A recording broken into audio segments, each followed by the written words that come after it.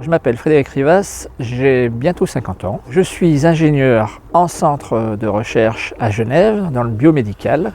Je fais mes trajets de façon quotidienne, ce qui représente 80 km aller-retour. Ça fait donc 18 ans de trajet quotidien, ce qui représente environ 450 000 km en thermique.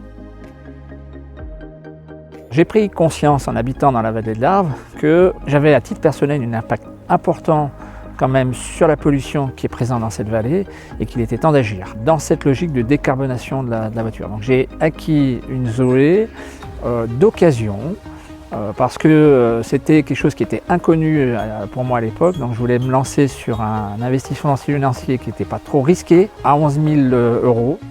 J'ai commencé à tester ce véhicule électrique à partir d'octobre 2018.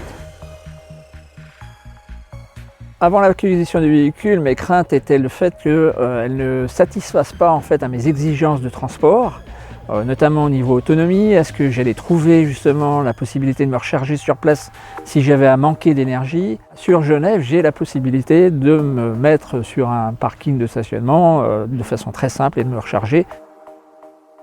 J'avais une des craintes au départ, c'était effectivement qu'un véhicule électrique, quand vous entamez une côte, en montée, dépense plus d'énergie.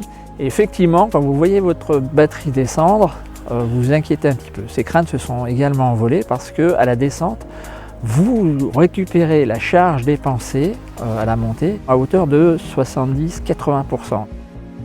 Également à la maison, au niveau du modus operandi, c'est quelque chose qu'il faut repenser. Donc je suis équipé d'un fast charger à la maison qui remplit complètement les fonctions dont j'ai besoin. Il y a aussi sur le fait de est-ce que ces véhicules avaient une durabilité comparable aux voitures thermiques? Est-ce que au niveau des frais engagés pour le maintien, c'était plus lourd? Mais en fait non, tout ça c'est très vite envolé.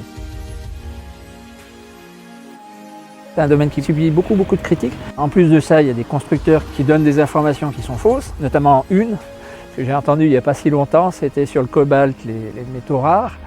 Alors déjà, il y a un problème de dialectique, c'est qu'ils sont rares dans le tableau périodique. Ils sont abondants en fait au niveau terrestre.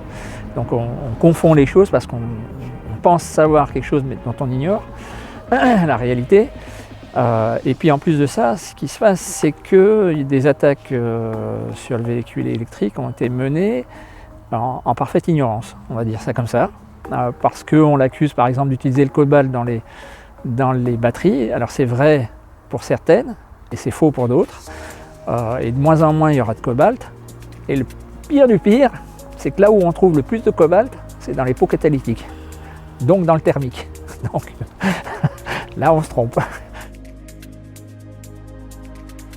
ATMB a fait une offre qui est vraiment extrêmement motivante, qui permet de réduire vos frais de péage de près de 80%.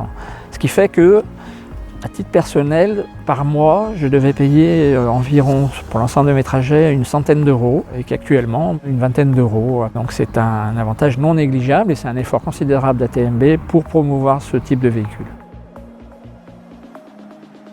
On va dans la bonne démarche, j'agis pour ma vallée, pour ce qui environne mon domicile et les autres. J'espère qu'effectivement, c'est des démarches qui vont se poursuivre.